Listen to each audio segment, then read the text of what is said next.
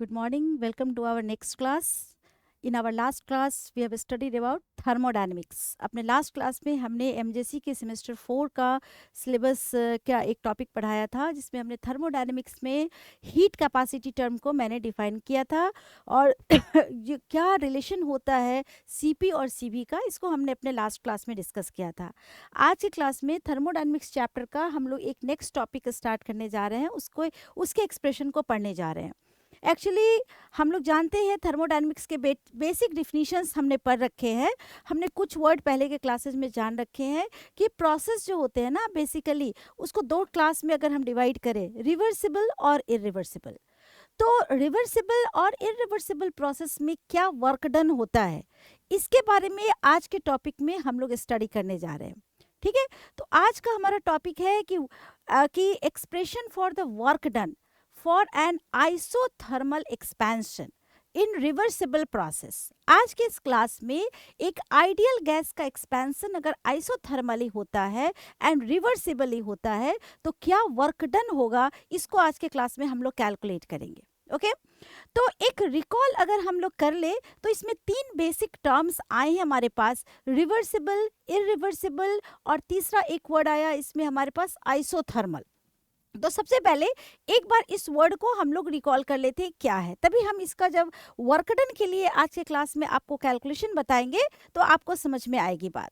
तो theoretical part के आधार पर समझिए अगर, तो अपने लास्ट थर्मोडायनेमिक्स के क्लासेस से या लोअर क्लासेस में भी आपने पढ़ा है, आपने +2 लेवल में भी पढ़ा है थर्मोडायनेमिक्स में कि वर्क डन क्या है। तो वर्क डन के लिए आप बेसिक क्लासेस में जानते हो P डेल्टा V, यानी कि सर्टेन प्रेशर पर क्या वॉल्यूम चेंज करता है उसको हम लोग यहाँ पर थर्मोडायनेमिक्स में उसको वर्क के रूप में कंसीडर करते हैं। ठीक है, तो कोई भी जो प्रोसेस होता है ना, प्रोसेस मीन्स क्या कि किसी भी थर्मोडायनेमिक सिस्टम के स्टेट को चेंज करने के लिए हम कोई सा भी ऑपरेशन करते हैं, कोई सा भी वर्क करते, कुछ भी अगर हम उस पर अप्लाई करते हैं ना तो उसी को हम लोग प्रोसेस कहते हैं। तो प्रोसेस भी कई टाइप के होते हैं, उसके बारे में भी हम लोग जानते हैं, बट आज के इस क्लास में हम लोग अपना फुल कंसंट्रेशन देंगे एक पर्टिकुलर प्रोसेस के बारे में, and that one is isothermal process. Okay, तो isothermal process means what? If a thermodynamical process is carried out at constant temperature, अगर किसी थर्मोडायनेमिक प्रोसेस को हम कांस्टेंट टेम्परेचर पर कैरी आउट करते हैं तो उस तरह के प्रोसेस को हम आइसोथर्मल प्रोसेस कहते हैं। तो जैसा कि मैंने बताया कि आज का हमारा जो टॉपिक है कि वो डेराइवेशन है, कैलकुलेशन है कि किसी आइसोथर्मल रिवर्सिबल वर्क डन में, रिवर्सिबल प्रोसेस में क्या वर्क डन होगा या क्या हीट चेंजेस होगा, इसको हम लोगों को आज कैलकुलेट करना है। उसके लिए एक एक्सप्रेशन, एक डेराइवेशन हम लोगों को यहाँ पर निकाल के लाना है। ओके, तो सबसे पहले हमने इस टर्म में क्या समझा कि आइसोथर्मल क्या है। तो आइसोथर्मल मींस कि if a process is carried out at constant temperature then it is called isothermal. Then next word is reversible. हम जानते हैं कि थर्मोडायनेमिक प्रोसेस को हम टू वेज में, दो तरीके से कर सकते हैं। One is reversible, another one is irreversible. क्या बेसिक डिफरेंसेस था हमने पहले के क्लासेस में, लोअर क्लासेस में इसको पढ़ रखा है, बट एक बार इसको हम लोग फिर से यहाँ पर एक बार इसको डिस्क्राइब कर लेते हैं, एक बार समझ लेते हैं। देखिए, रिवर्सिबल प्रोसेस क्या है कि किसी एक प्रोसेस को, चाहे मान लीजिए आप किसी गैस का वॉल्यूम अगर आपको V1 से V2 तक चेंज करना है, ओके, तो इस प्रोसेस को आप दो तरीके से कर सकते हो, है ना। हमने क्या कहा, मान लीजिए किसी सिलेंडर में 1 मोल गैस रखा है, उसका सर्टेन वॉल्यूम V1 है। अगर हमें उसका वॉल्यूम V1 से फाइनली V2 तक लेके जाना है, वॉल्यूम को चेंज करना है, तो उस प्रोसेस को हम दो तरीके से कर सकते हैं। One is reversible and another one is irreversible. We have two types of processes to carry out a changes. One is reversible process. One is reversible process, okay, and another one is irreversible process. दूसरे को हम लोग irreversible process बोलते हैं, right. अब देखते हैं कि बेसिकली इसमें क्या फर्क है इन दोनों प्रोसेसेस में। तो अगर किसी गैस का वॉल्यूम अगर हमें V1 से V2 तक ले जाना है, then we have two options. हमारे पास दो ऑप्शंस है। जैसे यहाँ देखिए, लेट अस कंसीडर कि हमारे पास एक सिलेंडर है, ये गैस का सिलेंडर, इसमें हमने एक वेटलेस और बिल्कुल फ्रिक्शनलेस पिस्टन लगा के रखा है। पिस्टन आप जानते हो ना कि सिलेंडर में गैस के प्रेशर को रिड्यूस या इंक्रीज करने के लिए हम लोग पिस्टन को यूज करते हैं। तो एक वेटलेस फ्रिक्शनलेस पिस्टन हमने यहाँ पर इस सिस्टम पर लगा रखा है। ओके, मान लेते हैं यहाँ पर कि हमारा इस समय गैस का इनिशियल वॉल्यूम V1 है। ओके, अब आपको कहा गया कि हमें इस गैस के वॉल्यूम को V1 से बढ़ा करके मान लीजिए हमें इसको फाइनली V2 तक लेके जाना है। हमारा वर्क पहले समझ लीजिए कि हमको करना क्या है, फिर हम समझेंगे कि कैसे कैसे हम इसको कर सकते हैं। तो जैसे मान लो एक प्रोसेस हम यहाँ पर देखते हैं, let us consider N ideal gas. एक आइडियल गैस के 1 मोल मान लेते क्वांटिटी को हमने एक सिलेंडर में इनक्लोज्ड कर दिया और इस सिलेंडर पर एक वेटलेस और फ्रिक्शनलेस पिस्टन को हमने इसके ऊपर लगा के रखा है। ये हमारा पिस्टन है जो इस पर प्रेशर को रिड्यूस करने या इंक्रीज करने के काम आएगा। लेट कि हमारा इनिशियल वॉल्यूम क्या है, V1 है, एंड फाइनल वॉल्यूम हमारा लेके जाना है कहाँ तक, V2 तक लेके जाना है। इस प्रोसेस का पहला तरीका क्या है, यहाँ देखिएगा, आप समझिए, ऊपर से जो पिस्टन प्रेशर लगाता है, ऊपर की तरफ से जो पिस्टन का प्रेशर है, हम लोग उसको P एक्सटर्नल बोलते हैं, that is external pressure, right ना।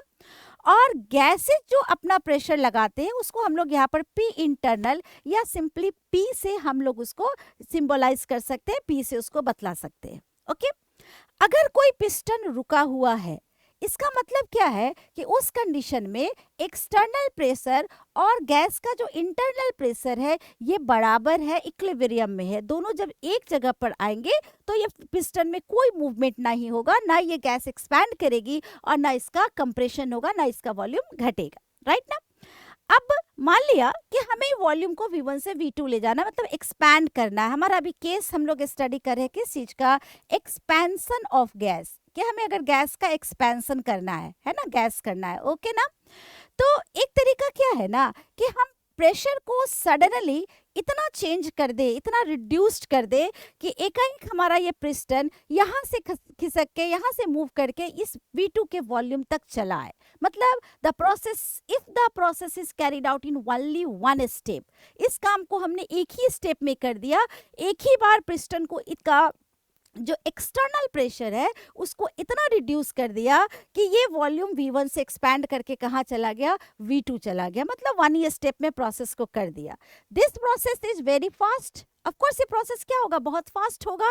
एक ही स्टेप में हमारा गैस का वॉल्यूम जो है V1 से एक्सपैंड करके कहाँ चला गया, V2 तक चला गया। इस प्रोसेस के बीच में हम लोग कहीं पर भी, किसी भी जगह पर इस प्रोसेस को रिवर्स नहीं कर सकते हैं, है ना, because it is one step process, it is a fast process. तो हम लोग कुछ भी करके बीच में हम इसके एक प्रोसेस को रिवर्स नहीं कर सकते हैं।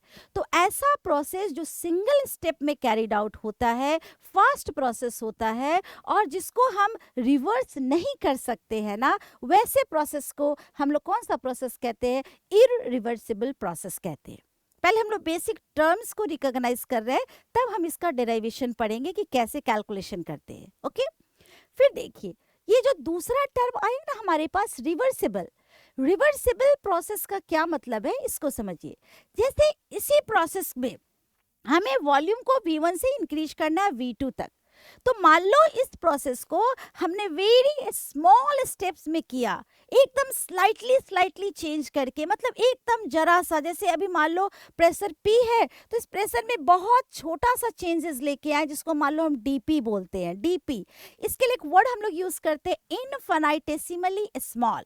इनफिनिटेसिमल वर्ड का मतलब होता है बहुत ही छोटी सी quantity, very very small quantity. Okay, तो if the same process is carried out in a series of step, कई सारे स्टेप्स में अगर इसी प्रोसेस को करे, accompanying with infinite small changes, बहुत बहुत छोटे चेंजेस के साथ कई सारे स्टेप्स में अगर सेम प्रोसेस करते हैं, in such a way that the process can be reversed at any stage, किसी भी स्टेज पर हम प्रोसेस को रिवर्स कर सकते हैं by only infinitesimal change in the conditions में बहुत स्लाइट सा, माइन्यूट सा चेंजेस ला करके अगर हम प्रोसेस को किसी भी स्टेप में रिवर्स कर सकते हैं ना, तो वैसे प्रोसेस को हम लोग क्या नाम देते हैं, रिवर्सिबल प्रोसेस कहते हैं। इसको आप एक छोटे से एग्जाम्पल से समझ सकते हो। जैसे मान लो किसी चीज का हमें प्रेशर रिड्यूस करना है, जस्ट या फिर मान लीजिए इसी को समझते एक्सपैंड करना है, तो एक इसको पिस्टन की बजाय ना एज्यूम कर लो कि पिस्टन की जगह इसके ऊपर हमने एक सैंड मतलब बालू को एक पोटली बना करके उस पे डाल दिया। Just I am trying to explain you the word infinitesimal, इसका मतलब क्या है, इसको आपको एक्सप्लेन करने की कोशिश कर रहे हैं। तो इसमें देखिए हमने क्या कहा कि एक अज्यूम करिए आप कि हमने इस पे गैस के वॉल्यूम के लिए जो V1 है इस पर जो प्रेशर लग रहा है, तो प्रेशर को देने के लिए जो एक्सटर्नल प्रेशर है उस पे हमने एक सैंड यानी बालू की पोटली बना करके उसके ऊपर रख दिया एक पर्टिकुलर वेट का। तब ये गैस का है ना वॉल्यूम, यहाँ पर प्रेशर इतना है कि वॉल्यूम V1 है। अब हमें क्या करना है, वॉल्यूम को V1 से V2 एक्सपैंड करना है। तो हमने क्या किया, उस सैंड की पोटली से, सैंड जिसमें हमने बकेट में रखा है उसमें से सर्टेन ग्रेन्स कुछ दाने उस सैंड के निकाल कर हम उसमें से बाहर रख दे। आप अज्यूम कर सकते हो कि सर्टेन सैंड्स के जो ग्रेन्स होंगे, जो दाने होंगे, उसके कारण कितना कितना कम प्रेशर लग रहा होगा उस गैस पर। तो उतने छोटे चेंजेस हमने करे, थोड़े से ग्रेन्स निकाल दिए सैंड के, थोड़े से दाने निकाल के हटा दिया। प्रेशर इतना इनफिनिटेसिमल, इतना स्मॉल चेंज करेगा ना गैस पर कि उससे जो वॉल्यूम चेंज हुआ वो हमें पता भी नहीं चलेगा, हमें समझ में भी नहीं आएगा कि अच्छा गैस एक्सपैंड कर गया। तो ये जो सर्टेन इतना जो छोटा, इतना जो स्मॉल अमाउंट है ना, दैट पर्टिकुलर अमाउंट के लिए हम लोग जो टर्म यूज करते हैं, जो मैंने अभी आपको कहा, that word is called infinitesimal. Infinitesimal, infinitesimal word का यही मतलब होता है, it is very very small, बहुत बहुत छोटा चेंज। ओके तो अगर आप सैंड को हर स्टेप पे थोड़ा थोड़ा थोड़ा निकालते चले जाओ, कई सारे स्टेप्स लगेंगे, बहुत सारा वर्क डन होगा, बहुत समय लगेगा, लेकिन फाइनली आप देखोगे ना कि वॉल्यूम जो है वो V1 से, जैसे ही सारा सैंड स्टेप वाइज हटेगा, आपका वॉल्यूम V1 से कहाँ चला जाएगा, V2 पहुंच जाएगा। तो इस प्रोसेस में हमने वॉल्यूम को एक्सपैंड किया है V1 से V2, लेकिन इसके दौरान कई सारे स्टेप्स लगे हैं, एकदम बहुत सारे स्टेप्स, और बहुत छोटे छोटे स्टेप्स का यूज किया गया है, और हर स्टेप में जो चेंजेस हुए ना वो बहुत बहुत स्मॉल चेंजेस हुए हैं। तो इस तरह से अगर किसी प्रोसेस को कैरिड आउट करते हैं तो इस तरह के प्रोसेस को हम लोग रिवर्सिबल प्रोसेस कहते हैं। तो इन शॉर्ट हमने क्या समझा, irreversible process mean one step process, एक ही बार में पूरा सैंड उठाया, सैंड हटा दिया, V1 से V2 एक्सपैंड कर दिया। तो irreversible process is one step process, it is a very fast process, it can not be reversed at any stage, कभी भी बीच में उसको रिवर्स नहीं कर सकते हैं। इसके अलग अगर हम रिवर्सिबल प्रोसेस को समझते हैं तो reversible process is carried out in infinite number of steps, कई सारे स्टेप्स में इसको कैरिड आउट किया जाता है, accompanying with infinitesimally small changes in conditions। हम लोग बहुत छोटे छोटे कंडीशंस में चेंज करेंगे और तब प्रोसेस को इतना स्मॉल लेके जाते, इतना स्लो लेके जाते हैं कि प्रोसेस को किसी भी टाइम, किसी भी स्टेज में थोड़ा सा चेंज कर दे तो उस प्रोसेस को हम क्या कर सकते हैं, रिवर्स कर सकते हैं। तो इस तरह के प्रोसेस को हम लोग रिवर्सिबल प्रोसेस कहते हैं। ओके तो हमने दो बेसिक टर्म समझ लिया, आइसोथर्मल मीन्स क्या होता है, रिवर्सिबल मीन्स क्या होता है, और इरिवर्सिबल मीन्स क्या होता है।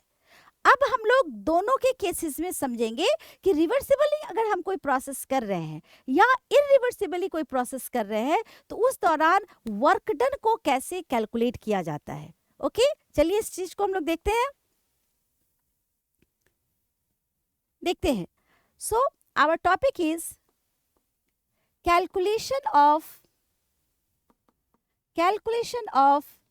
Q मीन्स क्या होता है, हीट है ना, and W means work done for an isothermal and reversible process, isothermal and reversible process. Okay isothermal और रिवर्सिबल प्रोसेस के लिए। ओके ठीक है, तो आइसोथर्मल मीन्स डेल्टा T 0 और reversible means carried out in infinite number of step, series of steps में उसको carried out करेंगे। अब इस कंसेप्ट को लेकर हम लोग कैलकुलेशन स्टार्ट करते हैं, एक फॉर्मूला हम लोग यहाँ पर डिराइव करेंगे, राइट ना। देखिए अपने लोअर क्लासेस में या पहले के थर्मोडायनेमिक्स के क्लासेस में हमने समझा है कि फॉर आइसोथर्मल प्रोसेस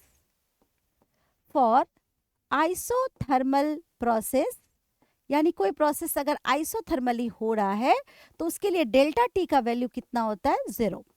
करेक्ट? ठीक है। फिर हमने पहले से एक टर्म थर्मोडायनेमिक्स में बहुत इंपॉर्टेंट टर्म पर रखा है, that is internal energy. Okay, तो इंटरनल एनर्जी के कंटेक्स्ट में अगर हम लोग पढ़ते हैं तो आपको शायद याद होगा कि डेल्टा यू का वैल्यू जो है ना वो 0 होता है एट कांस्टेंट टेम्परेचर। अगर टेम्परेचर में किसी तरह का चेंज नहीं आएगा तो आपका चेंज इन इंटरनल एनर्जी 0 होता है। Do you remember this? हमने इसे +2 के क्लासेस में भी पढ़ रखा है कि इंटरनल एनर्जी में जो चेंज आता है ना वो टेम्परेचर चेंज से होता है। तो टेम्परेचर अगर कांस्टेंट है तो चेंज इन इंटरनल, आप delta U is what? This is change in internal energy. ये 0 होगा जब हमारा प्रोसेस जो है आइसोथर्मल है। Okay, so for isothermal process delta T is equal to 0 and so delta U is also equal to 0. Correct? अब आगे बढ़े। एक बहुत ही इंपॉर्टेंट सा हमने लॉ पर रखा है from first law of thermodynamics, a well known law. हम लोग अच्छे से इसको +2 लेवल से जान रहे हैं। From first law of thermodynamics. Thermodynamics क्या है ये फर्स्ट लॉ ऑफ थर्मोडायनेमिक्स? ये बताता है हमें कि delta U is equal to Q plus W. Means क्या कि change in internal energy is just equal to heat plus work done. इन दोनों का टोटल सम होता है। स्टेटमेंट क्या था फर्स्ट लॉ का? The energy can neither be created nor be destroyed, just it changes its form. Form change करता है तो जो वर्क डन या हीट होता है ना वो इंटरनल एनर्जी में चेंज कर जाता है। ये हमारा फर्स्ट लॉ था, इसको भी हम लोग यहाँ यूज करेंगे। देखिए फॉर आइसोथर्मल प्रोसेस हम लिख चुके हैं कि सिंस आइसोथर्मल प्रोसेस के लिए डेल्टा यू का वैल्यू कितना होता है? 0। So we can say that Q is just equal to -W। सबसे पहले इस रिलेशन को समझ लेते हैं। इस मतलब क्या हुआ इसका कि heat given to the system is used by the work is done by the system. एक तो गैस जब एक्सपैंड कर रही है, this is the work is done by the system. आपने दो टर्म्स पर रखे हैं, work is done on the system and work is done by the system. तो जब गैस एक्सपैंड करता है ना तो this is work is done by the system. System work कर रहा है, वो एक्सपैंड कर रहा है। तो आपको याद होगा कि उसके लिए हम लोग निगेटिव साइन लेकर के चलते हैं। डेल्टा का साइन, डब्ल्यू का साइन जो है कन्वेंशनली निगेटिव देते हैं। तो यहाँ पर देखिए आपके पास क्या आया? Q is equal to -W। इसका मतलब क्या है कि किसी आइसोथर्मल प्रोसेस में जो भी वर्क डन सिस्टम करेगा वो किसके एक्सपेंस पर करेगा? हीट के एक्सपेंस पर करेगा। मतलब आप जितना सिस्टम को हीट दीजिएगा वो सब का सब हीट वो वर्क डन में यूज कर लेगा। इसीलिए तो नेट इंटरनल एनर्जी चेंज यहाँ पर क्या है? 0 है। Delta U is equal to 0। So we have an important equation कि Q is equal to -W. That means heat given to the system is equal to work done by the system. Right ना?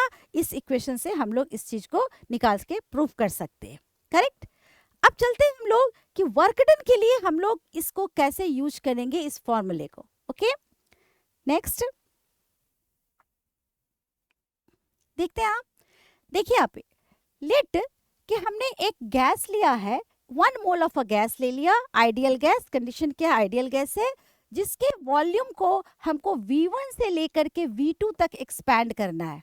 ठीक है, किसके लिए? For 1 mole of an ideal gas. मैंने क्या कहा? Let us consider कि 1 mole of an ideal gas is enclosed in a cylinder fitted with a frictionless and weightless piston.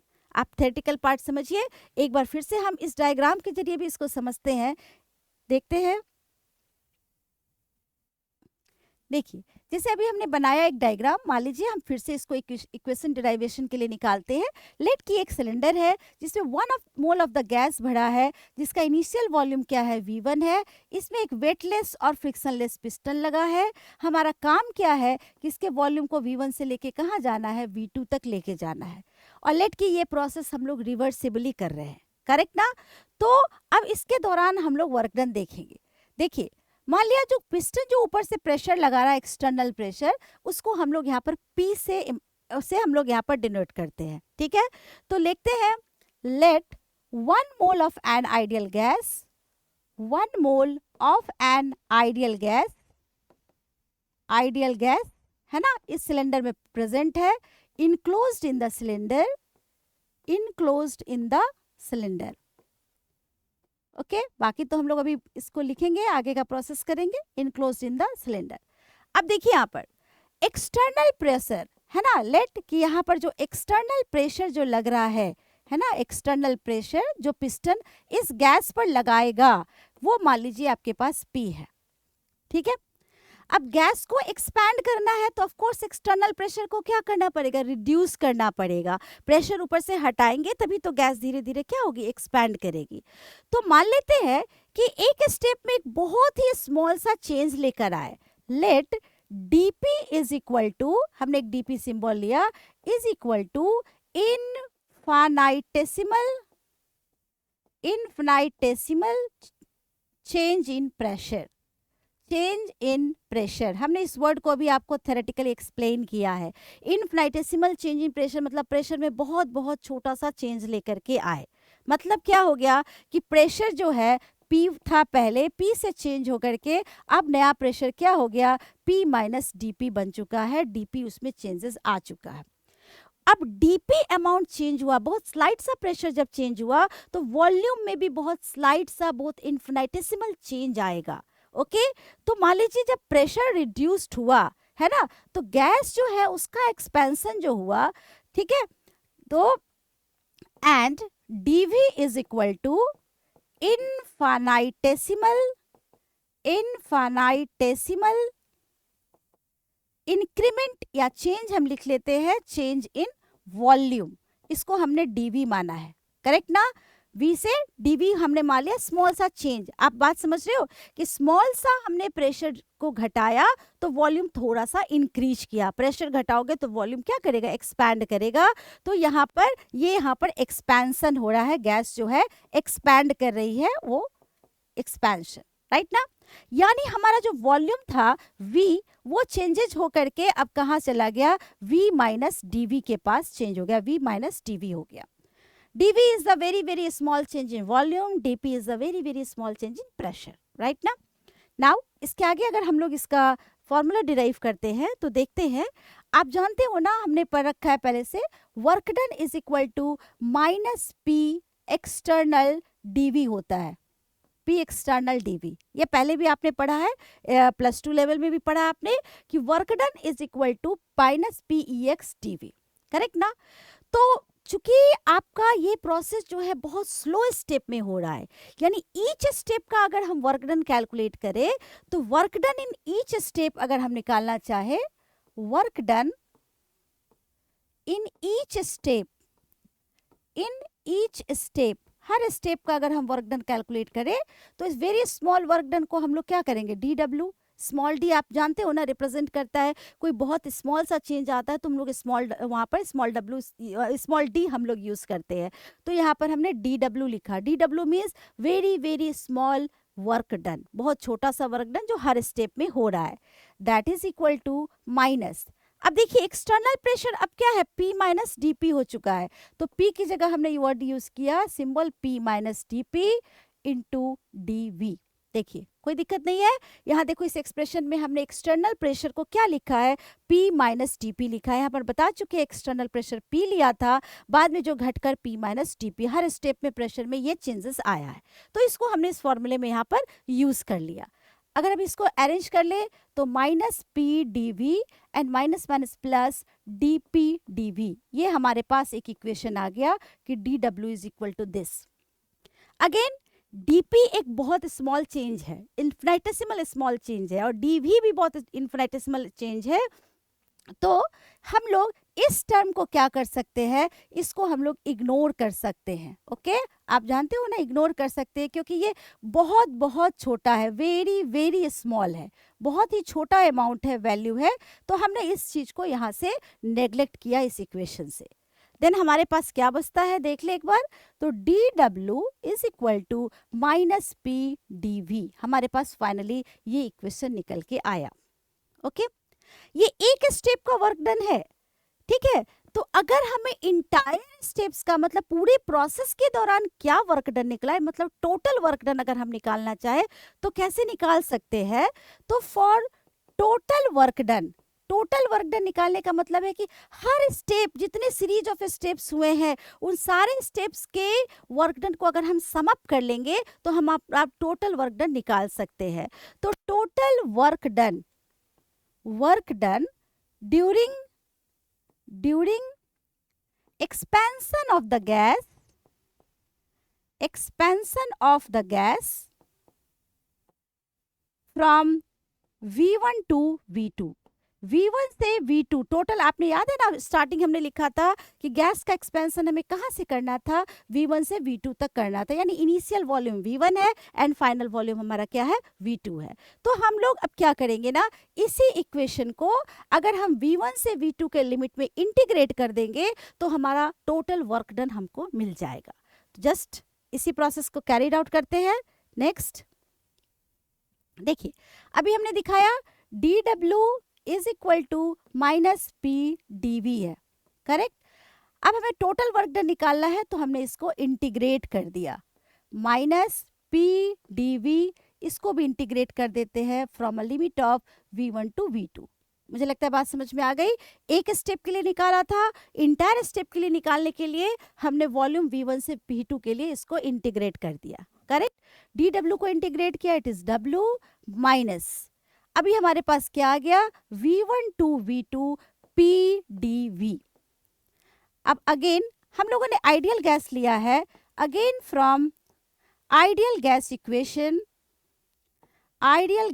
Equation अगर हम जानते हैं, आपको पता है अच्छे से कि PV इज इक्वल टू क्या होता है, nRT होता है।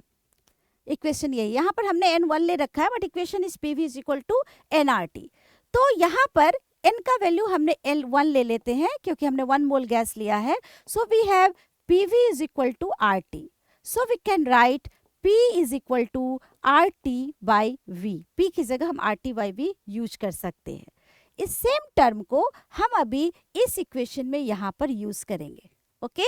So we have W is equal to minus integral V1 to V2 और हमने यहाँ लिख दिया RT by V dV, correct.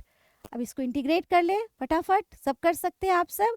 R and T दोनों कांस्टेंट है, R इज गैस कांस्टेंट और T इसलिए कांस्टेंट है कि प्रोसेस आइसोथर्मली हो रहा है तो T कांस्टेंट हो जाएगा। तो RT को हमने बाहर निकाल दिया, integral 1 by V dV, limit is V1 to V2। अब सिंपल सा इंटीग्रेशन है जो आप सब जानते हो, RT 1 बाई V dV का इंटीग्रल क्या होता है, ln V integral V1 to V2। So we have minus RT ln V2 minus ln V1, very simple calculation, ठीक है। तो आप इसको कैसे लिख सकते हो, minus RT ln V2 by V1, okay. So we have a formula, अगर इसको n मोल के लिए इम्प्लाइज कर दे तो हमारे पास आ गया W is equal to minus nRT ln V2 by V1। This is the expression for the calculation of work done in reversible and isothermal process. For numerical purpose, we can arrange ln to log, और आप जानते हो कि ln को log से में convert करने के लिए 2.303 से मल्टीप्लाई करते हैं। So we have W is equal to minus 2.303 nRT log ln को हमने log में चेंज किया, V2 by V1। This is a very simple formula for the calculation of work done in reversible. ये process याद रखिएगा, ये work done किसके लिए है, रिवर्सिबल एंड आइसोथर्मल प्रोसेस के लिए है। तो रिवर्सिबल और आइसोथर्मल प्रोसेस के लिए अगर वर्क डन करने का फॉर्मूला निकालने को आए तो हमें ये वाले फॉर्मूले को डिराइव करना होगा। इसके न्यूमेरिकल्स भी आते हैं एग्जाम में जो बहुत आसान होते हैं। आपको मोल्स है, आर गैस कांस्टेंट है, टी आपका टेम्परेचर दिया रहेगा जिसको आप केल्विन में चेंज कर लेना, V2 और V1 आपको दिया रहेगा, चेक करके लॉग में आप कन्वर्ट करोगे, फिर आप इसके वर्क डन को कैलकुलेट कर सकते हो। इसी इक्वेशन को एक दूसरे फॉर्म में भी हम प्रेशर के फॉर्म में भी निकाल सकते हैं। वो क्या है देखिए, आप जानते हो ना बॉयल्स लॉ से कि pressure is inversely proportional to volume होता है। प्रेशर और वॉल्यूम एक दूसरे के इनवर्सली प्रोपोर्शनेट होते हैं, ओके। तो यहाँ पर हम इस चीज को यूज कर ले, we know that pressure is inversely proportional to volume, okay, so यहाँ पर V2/V1 की जगह हम P1/P2 यूज कर सकते हैं. सो अगर आप कोई न्यूमेरिकल बना रहे हो और आपको प्रेशर के टर्म में क्वेश्चन है तो आप इस फॉर्मूले को चेंज कर देना, -2.303 nRT log P1/P2. इसके हेल्प से आप प्रेशर वाले टर्म्स के भी न्यूमेरिकल्स को बना सकते हो. सो आज के क्लास में हम लोगों ने थर्मोडायनेमिक्स का एक बहुत इंपॉर्टेंट सा टॉपिक पढ़ा कि how can we calculate work done in reversible isothermal expansion of an ideal gas. Okay, इसके लिए हमने थ्योरेटिकल पार्ट समझा, इसका डेराइवेशन कैसे करते हैं, इसके न्यूमेरिकल्स के लिए कौन सा फॉर्मूला यूज कर सकते हैं, ये हमने आज के क्लास में देखा. ठीक है, अपने नेक्स्ट क्लास में थर्मोडायनेमिक्स के एक नए टॉपिक्स के साथ हम लोग फिर से क्लास स्टार्ट करेंगे. तब तक के लिए थैंक यू. हो गया.